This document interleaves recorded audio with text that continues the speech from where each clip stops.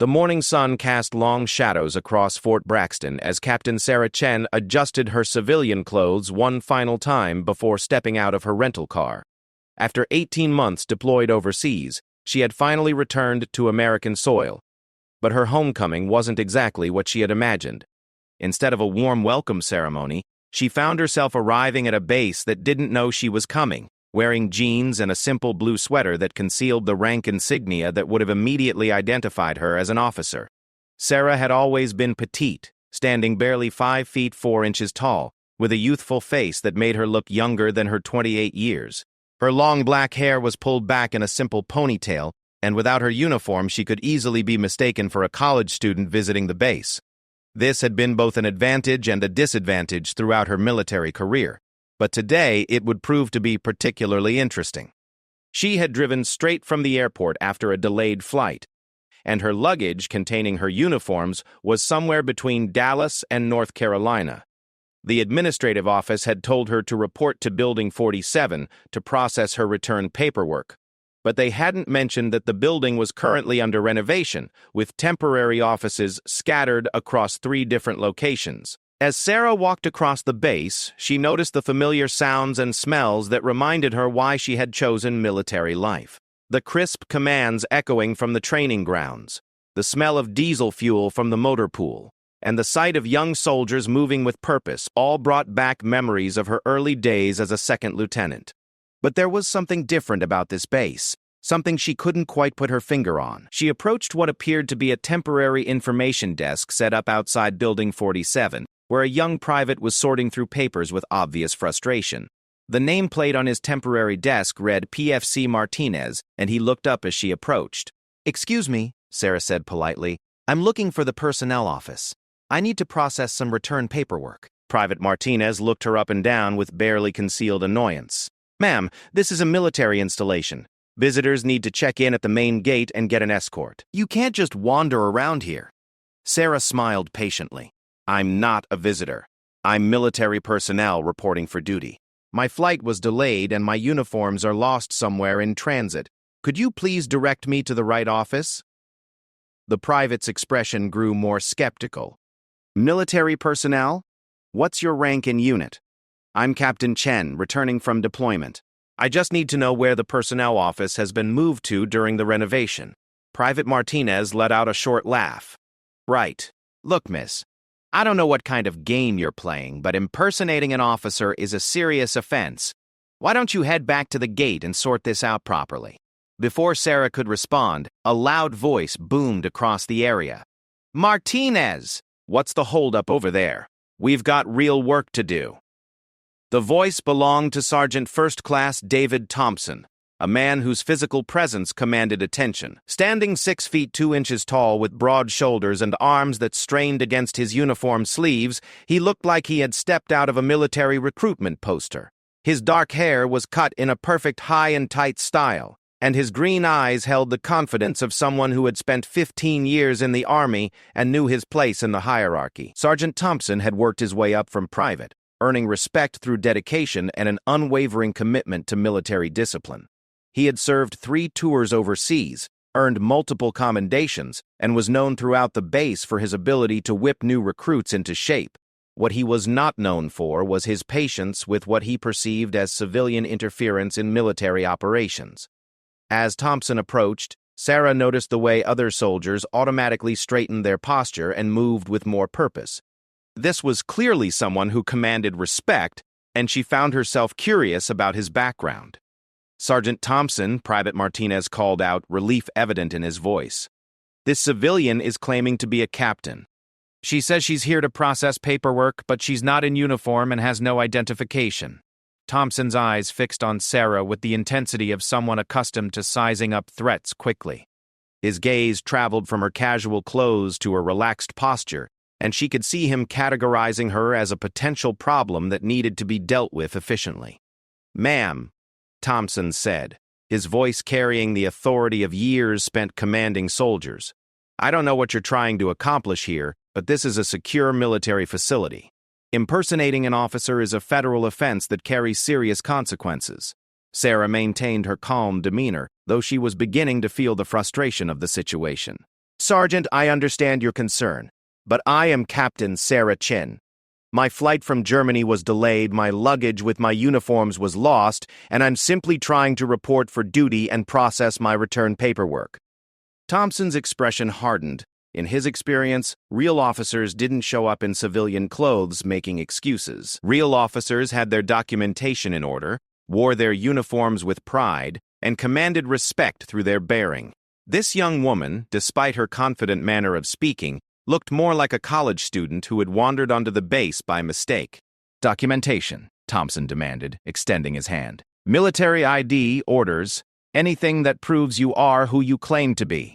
Sarah reached into her purse and pulled out her military identification card, handing it to Thompson. She watched as his eyes narrowed while he examined it, clearly looking for signs that it might be fake. This could be forged, Thompson said after a moment. Anyone can get a fake ID made these days. What's your unit? Who's your commanding officer? What was your last assignment? I was with the 82nd Airborne Division, deployed to Afghanistan for the past 18 months. My commanding officer was Colonel Martinez, and I was serving as a logistics officer coordinating supply chains between forward operating bases. Thompson's skepticism only grew. The information was too general, too easily researched. In his mind, a real captain would have more specific details, would carry themselves differently, would have found a way to get proper documentation. Look, Miss Thompson said, his voice growing louder and more authoritative, I've been in this army for 15 years, and I know how things work. Officers don't show up looking like they're heading to a college party. They don't lose their uniforms and make excuses. They certainly don't expect enlisted personnel to just take their word for it. A small crowd was beginning to gather as Thompson's voice carried across the area. Sarah noticed several junior enlisted personnel watching the exchange with interest, and she realized that this situation was quickly becoming a spectacle. She also realized that Thompson's challenge to her authority was being witnessed by soldiers who would be looking to see how she handled the confrontation. Sergeant, Sarah said, her voice remaining calm but taking on a slight edge, I understand your diligence in protecting base security. However, I am who I say I am, and I would appreciate your assistance in resolving this matter professionally. Thompson stepped closer, his size advantage becoming more pronounced. Professionally? You want to talk about professional? Professional is having your paperwork in order. Professional is wearing the uniform of the United States Army when you're on a military installation. Professional is showing respect for the chain of command instead of trying to scam your way past security. The gathering crowd was growing larger, with soldiers stopping their daily activities to watch the confrontation. Sarah could see some of them whispering among themselves, clearly enjoying the drama of the situation. She knew that how she handled this moment would likely be discussed throughout the base within hours. What's your game here? Thompson continued, his voice now carrying across the entire area. Are you some kind of reporter trying to get a story? A protester looking to cause trouble? Or just someone who thinks they can waltz onto a military base and play dress-up? Sarah felt her patience beginning to wear thin. While she understood Thompson's position and even respected his dedication to security, his increasingly aggressive tone was crossing the line from professional skepticism to outright disrespect. Sergeant Thompson, she said, her voice taking on the tone of command she had developed over years of leading soldiers, I'm going to ask you once more to assist me in locating the personnel office so that I can properly process my return paperwork. But Thompson was beyond listening to reason. In his mind, he had identified a threat to base security, and his duty was clear. The crowd of onlookers, the challenge to his authority, and his absolute certainty that he was dealing with an imposter had triggered his most aggressive protective instincts. And who are you? Thompson screamed, his voice echoing off the surrounding buildings. Who are you to come onto my base and try to give me orders? The question hung in the air like a challenge, and Sarah realized that the moment of truth had arrived. The crowd had grown to include not just enlisted personnel, but several NCOs and what appeared to be at least one other officer in the distance. Whatever happened next would define not just this encounter, but likely her reputation on this base for months to come. Sarah took a deep breath, feeling the weight of the moment. She had faced enemy fire in Afghanistan, had made life-and-death decisions that affected the lives of hundreds of soldiers, and had earned her rank through years of dedicated service. She was not going to be intimidated by a sergeant who was too proud to admit he might have made a mistake. The confrontation had reached its peak, and everyone present seemed to sense that something significant was about to happen. The normal sounds of base activity had quieted as soldiers strained to hear what would come next. In that moment, Sarah made a decision that would change everything. Instead of continuing to argue or trying to de-escalate, she chose to meet Thompson's challenge head-on. Her response would either vindicate her position or create an even bigger problem. But she knew that backing down now would undermine any authority she hoped to establish on this base. The stage was set for a confrontation that would be remembered and discussed for years to come. A moment when assumptions would be shattered and hierarchies would be redefined. The question, "Who are you?" was about to receive an answer that would shock everyone present and teach a valuable lesson about making assumptions based on appearances. The silence that followed Sergeant Thompson's screaming question seemed to stretch forever. Sarah could feel the weight of dozens of eyes on her, measuring her response, waiting to see if she would crumble under the pressure or rise to meet the challenge. The morning air felt electric with tension, and she knew that whatever she said next would echo through the base for weeks to come. Sarah straightened her shoulders and looked Thompson directly in the eye. When she spoke, her voice carried the unmistakable authority of someone accustomed to command, cutting through the tension like a blade. "I am Captain Sarah Chen, service number 347859247, commissioned officer in the United States Army. I have served my country for 7 years, including 18 months in combat zones where I coordinated supply operations that kept thousands of soldiers fed, armed, and equipped. I have earned the right to wear these bars through dedication, sacrifice, and proven leadership under fire." The crowd stirred as the power in her voice registered. Several of the junior enlisted personnel unconsciously straightened to attention, responding instinctively to the command presence that no amount of civilian clothing could disguise. Thompson, however, was too far committed to his position to back down easily. His face flushed red with anger and embarrassment as he realized that the crowd was beginning to shift their attention from entertainment to actual respect for the woman he was confronting. "Anyone can memorize a service number," Thompson shot back, though his voice lacked the confidence it had carried moments before. "Real officers don't show up looking like weekend warriors. Real officers earn respect through their actions, not their words." Sarah nodded slowly as if considering his point. "You're absolutely right, Sergeant. Real officers do earn respect through their actions. Let me tell you about some of my actions." She began to pace slowly as she spoke, her movements deliberate and controlled. "In March of last year, Forward Operating Base Henderson came under sustained mortar attack while I was coordinating a resupply convoy. The base commander was wounded in the first barrage, and communications with higher command were severed. For 6 hours, I coordinated the defense of that base, directing return fire, organizing medical evacuations, and ensuring that our ammunition supplies reached the soldiers who needed them most. The crowd was completely silent now, hanging on every word. Thompson's aggressive posture was beginning to waver as the specific details and confident delivery began to chip away at his certainty. "During that engagement," Sarah continued, "I made the decision to expose myself to enemy fire in order to personally guide a medical helicopter to a landing zone under direct observation by enemy forces. 3 soldiers lived because of that decision. The Bronze Star citation is in my personnel file, which I would be happy to show you once we locate the personnel office." Private Martinez shifted uncomfortably behind his desk, clearly beginning to realize that he might have made a serious error in judgment. Several of the NCOs in the crowd exchanged meaningful glances, and Sarah could see the tide of opinion beginning to shift. Thompson, however, was a veteran of multiple deployments himself, and he wasn't easily impressed by war stories. Combat decorations don't mean anything if you can't follow basic procedures. Any real officer would have proper documentation and would be in uniform. This whole story sounds like something anyone could have read in an after-action report. Sarah stopped pacing and fixed Thompson with a stare that made several nearby soldiers take an unconscious step backward. "You want to talk about following procedures, Sergeant? Let's discuss the proper procedure for addressing a situation like this."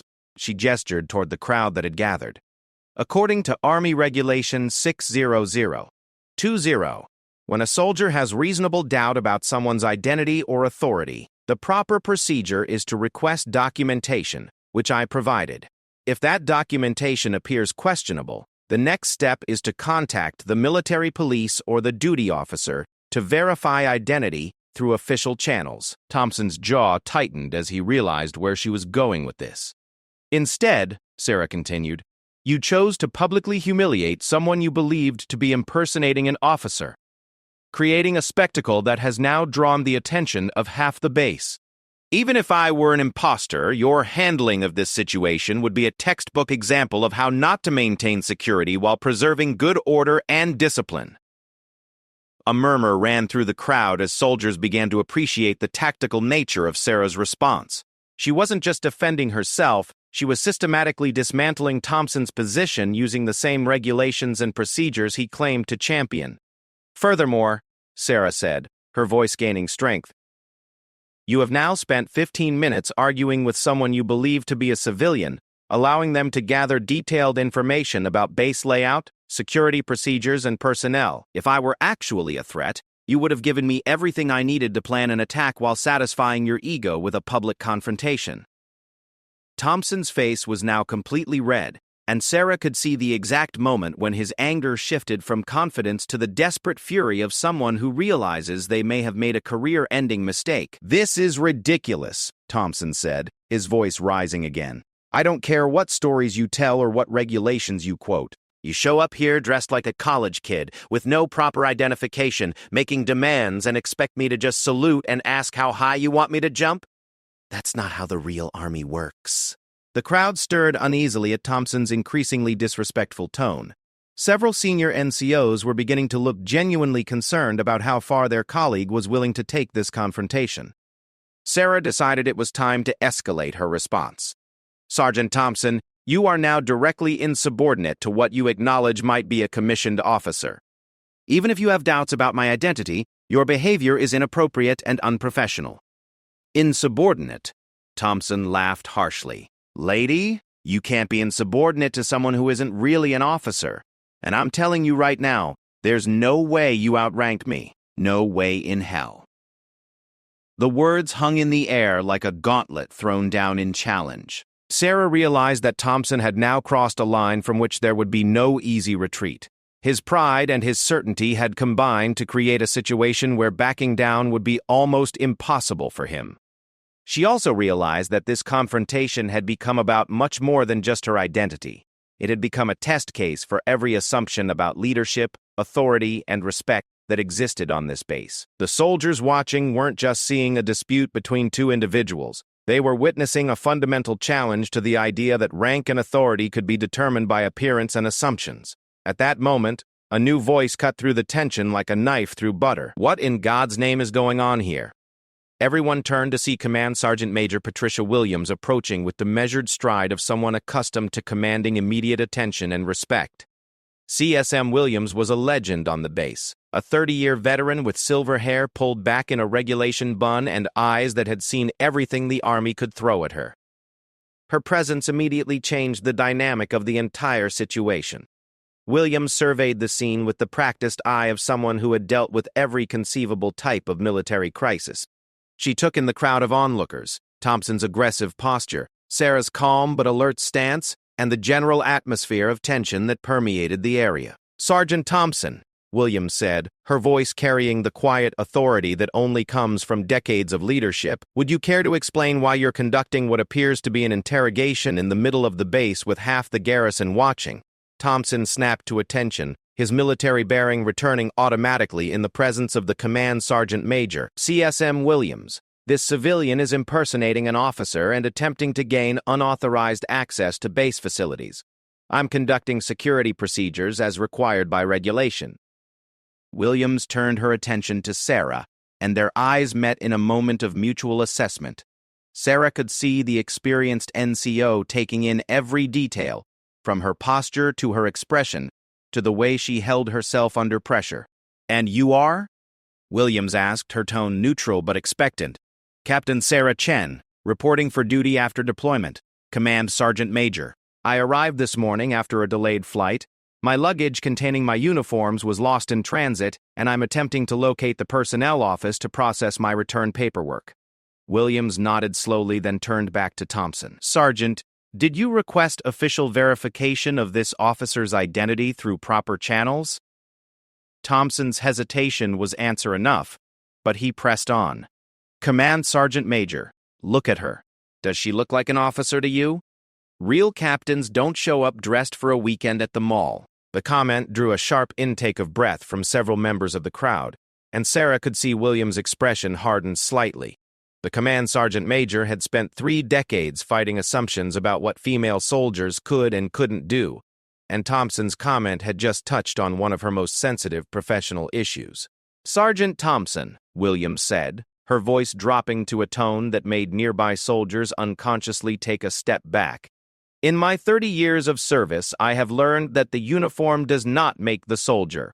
I have seen heroes in torn and muddy fatigues, and cowards in dress blues with ribbons covering their entire chest. She paused, letting her words sink in before continuing.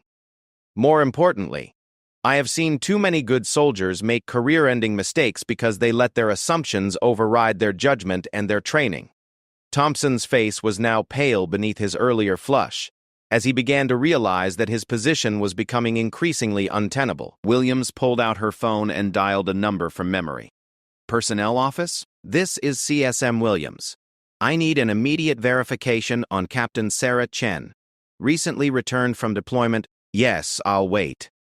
The 30 seconds that followed felt like an hour to everyone present.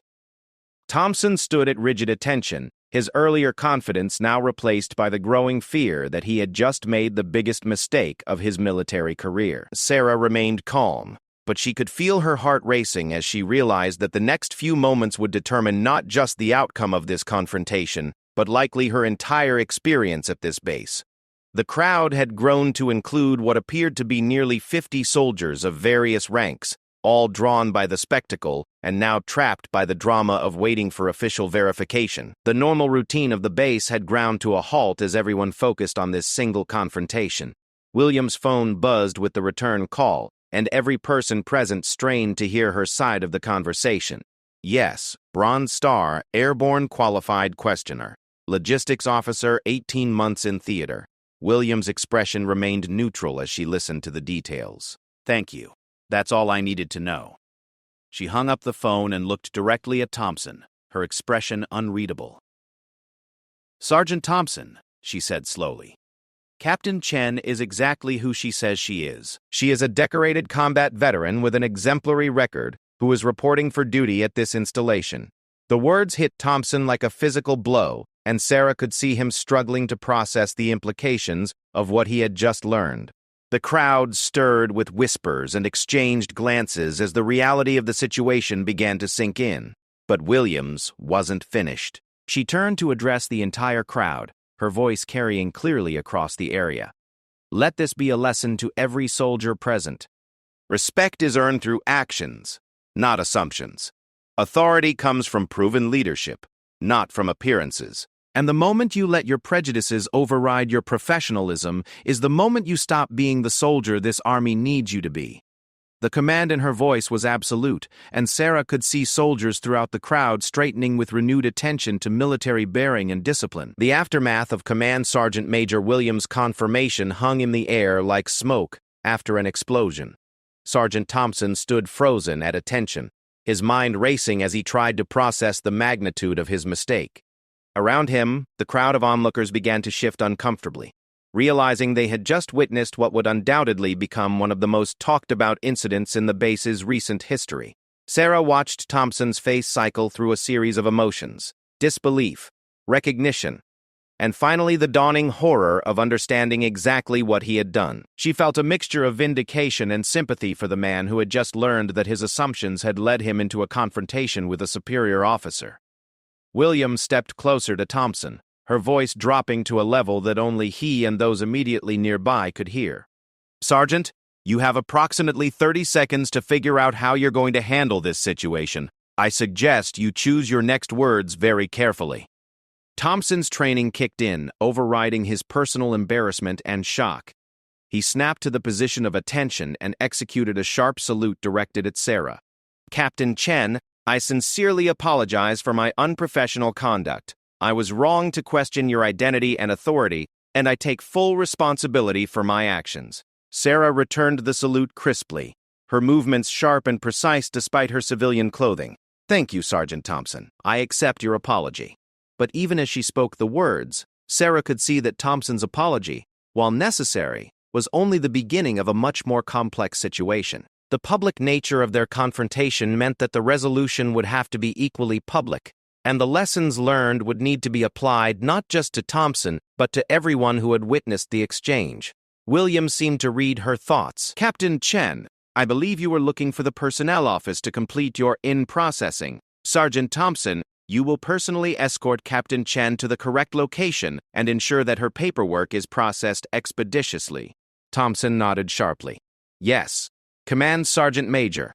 Captain Chen, if you would follow me, the personnel office has been temporarily relocated to Building 52 while the renovations are ongoing." As they began to walk away from the crowd, Sarah could hear the buzz of conversation beginning behind them.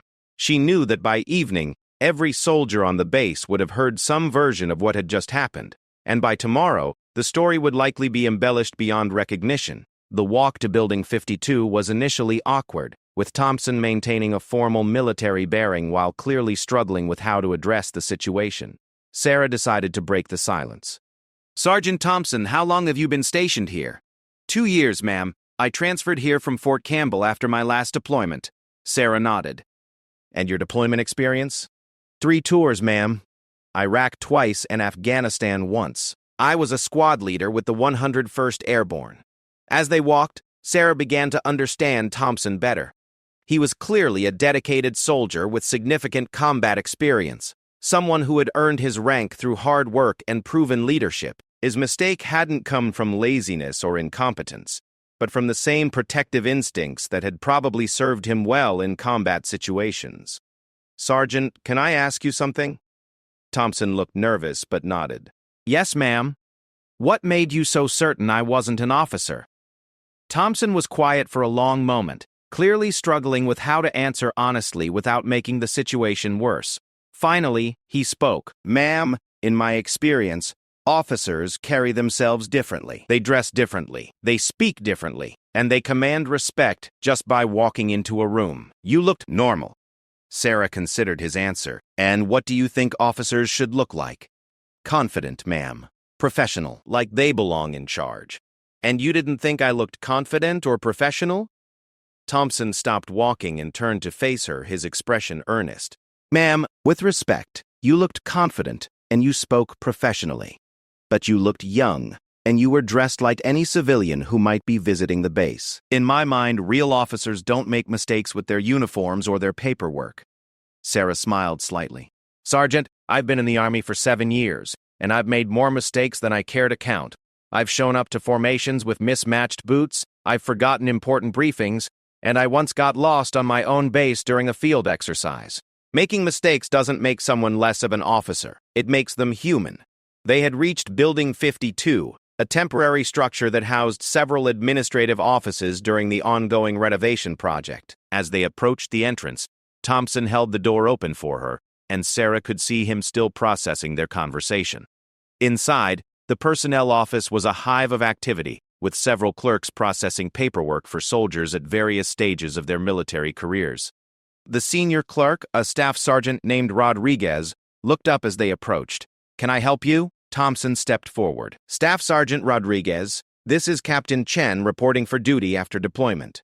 She needs to complete her in-processing paperwork." Rodriguez glanced at Sarah's civilian clothes with mild surprise but didn't comment. "Of course, Captain. We've been expecting you. There was some confusion earlier about your arrival time due to the flight delays." As Rodriguez began gathering the necessary paperwork, Sarah noticed Thompson standing uncertainly nearby, clearly unsure whether he should leave or remain.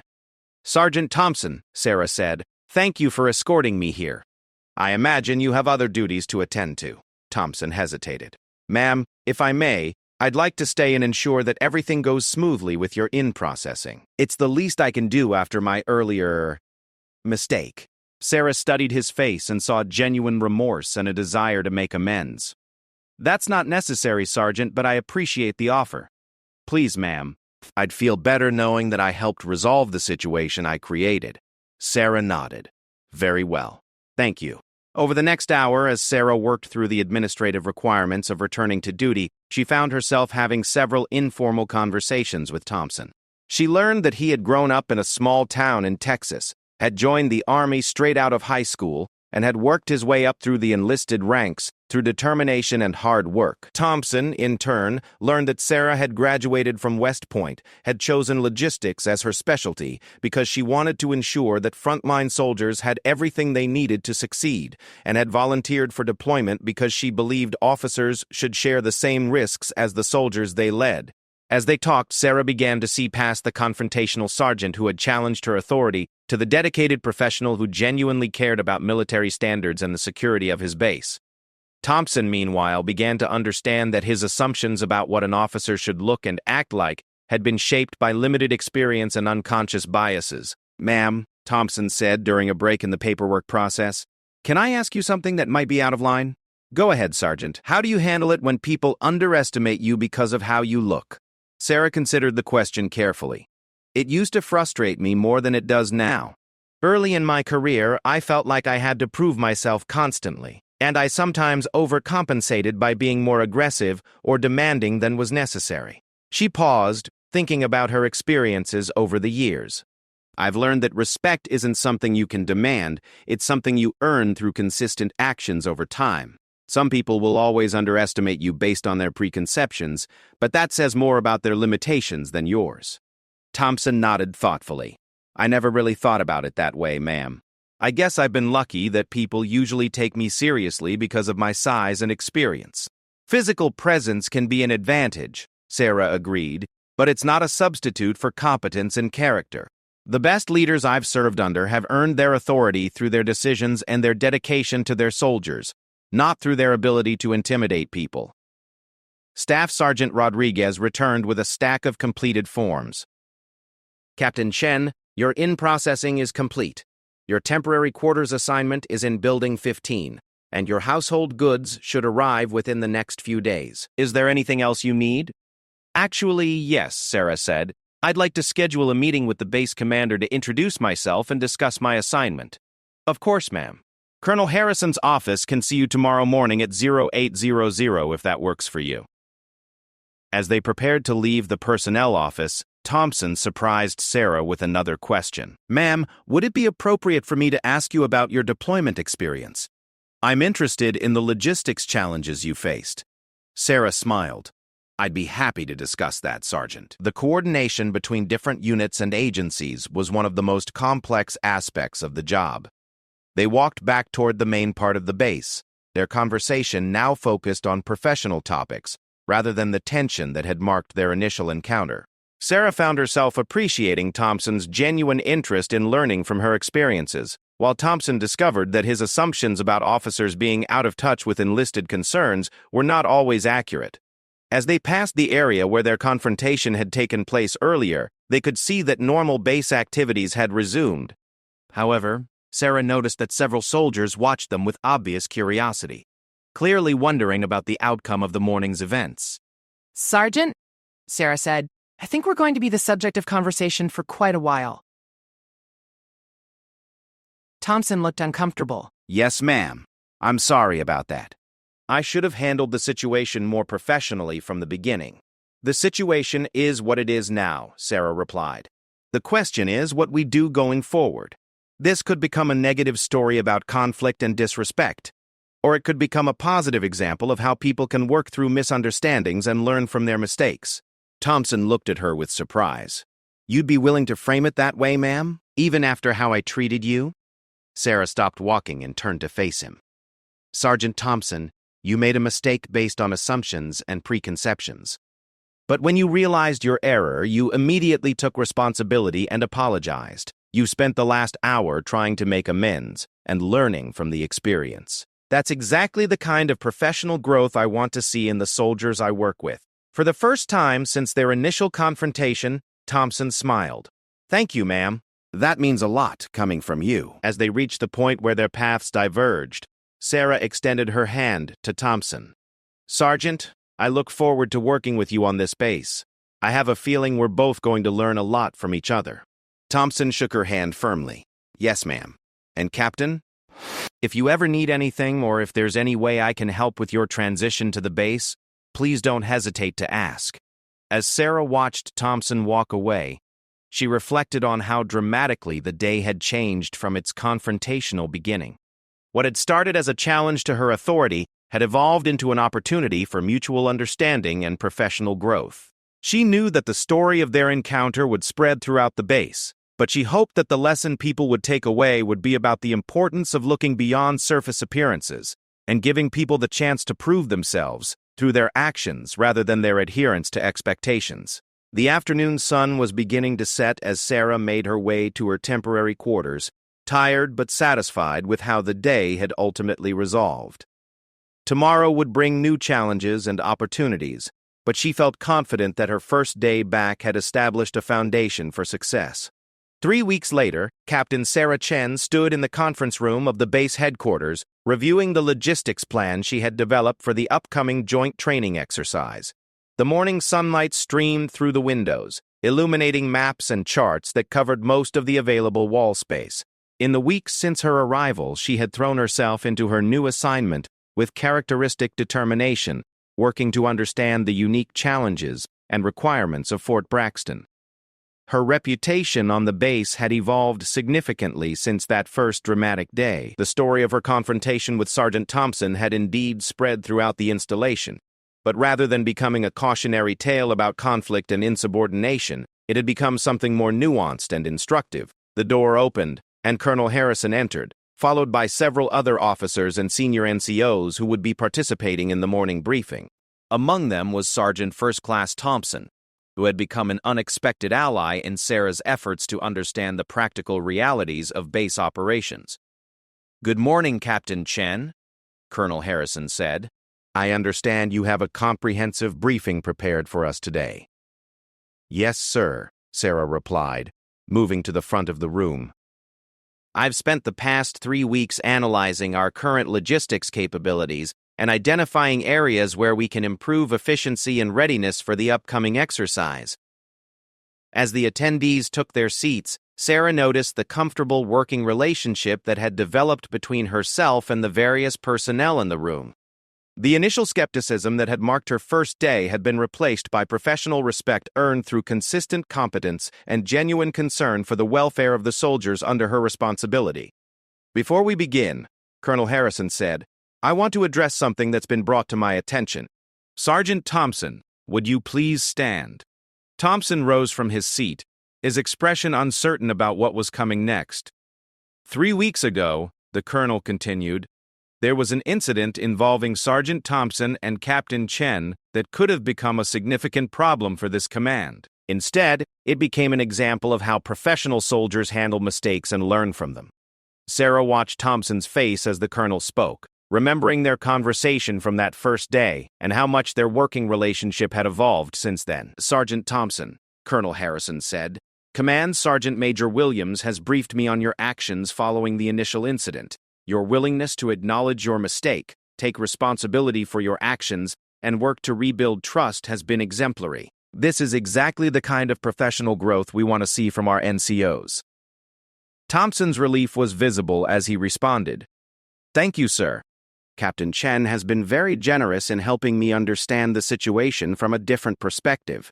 Captain Chen," the colonel turned to Sarah, "your handling of a potentially volatile situation demonstrated exactly the kind of leadership we need at this installation. You could have pursued disciplinary action or allowed the situation to escalate, but instead you chose to use it as a teaching moment for everyone involved." Sarah nodded appreciatively. "Thank you, sir." Sergeant Thompson's commitment to learning from the experience made it easy to work together constructively. "This brings me to an announcement I wanted to make to this group," Colonel Harrison continued. "Effective immediately, Captain Chen will be assuming additional responsibilities as the Deputy Logistics Coordinator for our upcoming joint exercises with Fort Campbell and Fort Stewart." The announcement drew approving nods from around the room. In her 3 weeks on base, Sarah had impressed everyone with her thorough understanding of complex supply chain management and her ability to coordinate between different units and agencies. Additionally, the colonel said, I'm implementing a new mentorship program pairing officers and senior NCOs to facilitate better communication and mutual understanding. Sergeant Thompson, I'd like you to work with Captain Chen as the pilot team for this program. Sarah and Thompson exchanged glances, both surprised but pleased by the assignment. Their working relationship had already evolved far beyond their initial confrontation, and formalizing their collaboration made perfect sense. Now, Colonel Harrison said, settling into his seat, let's hear about these logistics improvements you've been working on, Captain. Sarah moved to the first chart on the wall, which showed current supply routes and distribution points. Thank you, sir. Over the past 3 weeks, I've identified several bottlenecks in our current system that are reducing efficiency and increasing costs. As she began her presentation, Sarah noticed Thompson taking detailed notes. Their collaboration over the past weeks had taught her the value of his practical experience in implementing theoretical improvements, while he had gained appreciation for the strategic thinking that went into effective logistics planning. The first issue, Sarah continued, involves our ammunition storage and distribution procedures. Currently, we're making 3 separate trips per week to transport ammunition from the central depot to forward positions. By consolidating these shipments and adjusting our scheduling, we can reduce that to 2 trips, while actually improving the ammunition availability at forward positions. Major Stevens, the current logistics coordinator, leaned forward with interest. What kind of resource savings are we looking at? Approximately 30% reduction in transportation costs and vehicle usage. Sarah replied, which translates to about $40,000 in savings over the course of a year, plus reduced wear on our vehicle fleet. Sergeant Thompson spoke up. Ma'am, I worked with Captain Chen on the practical implementation aspects of this proposal. From an enlisted perspective, the new schedule would also reduce the workload on our ammunition handlers while improving safety protocols. Sarah smiled at Thompson's contribution. Their partnership had become genuinely collaborative, with each bringing different strengths to their shared projects. The second major improvement, Sarah continued, involves our food service distribution system. Sergeant Thompson identified several inefficiencies in our current delivery routes that were adding unnecessary complexity and cost. She moved to the next chart, which showed a side-by-side comparison of current and proposed delivery schedules.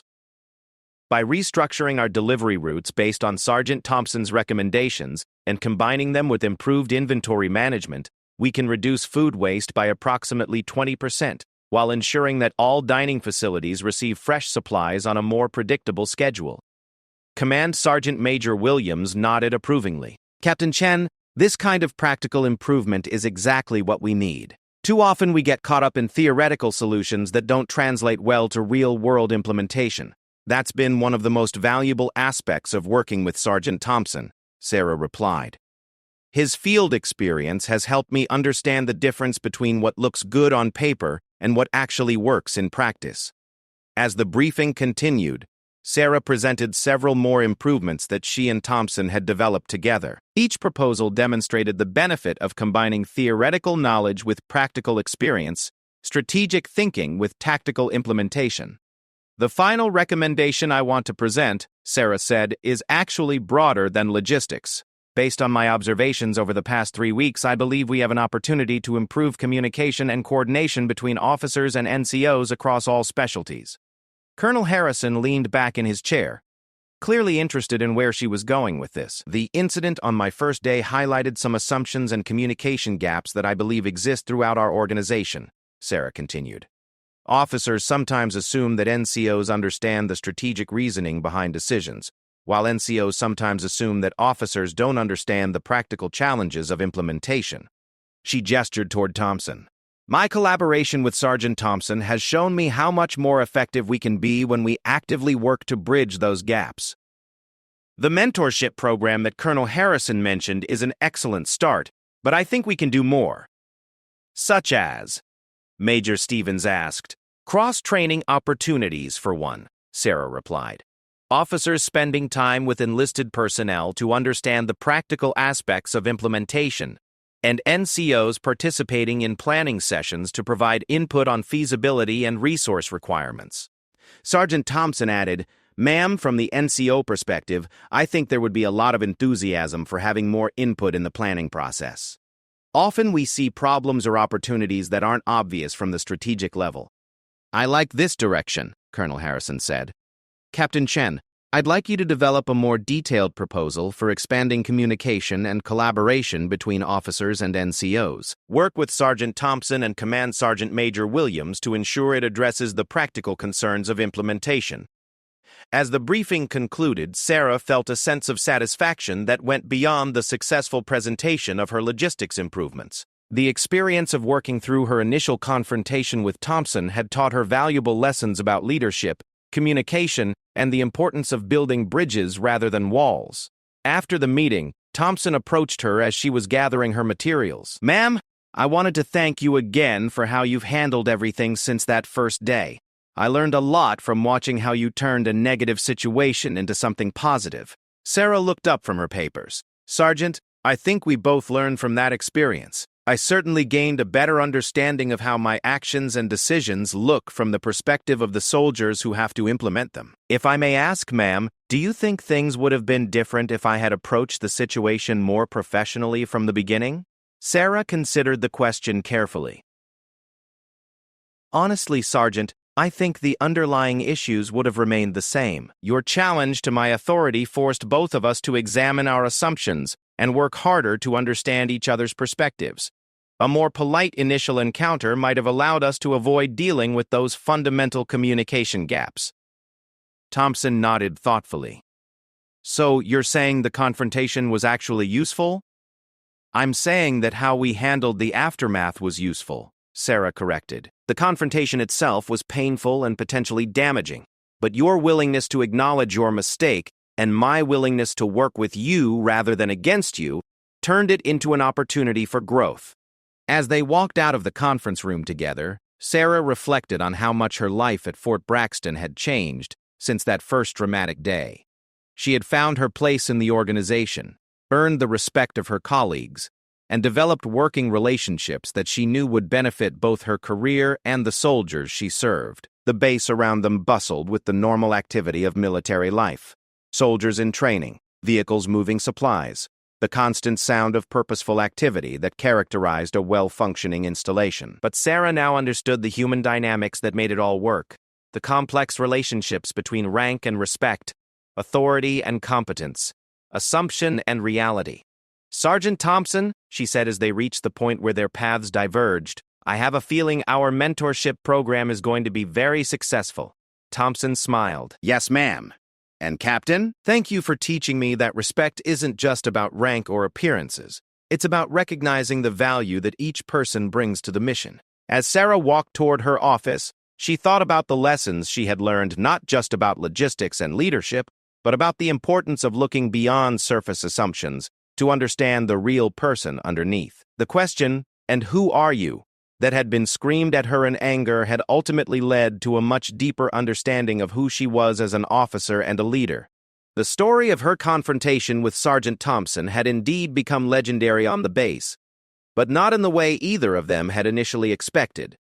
It had become a story about growth, understanding, and the power of choosing collaboration over conflict. It had become a reminder that the most important battles are often the ones fought not against external enemies, but against internal assumptions and prejudices. And perhaps most importantly, it had become proof that even the most challenging beginnings can lead to the most rewarding partnerships when both sides are willing to look beyond their initial impressions and work together toward a common goal.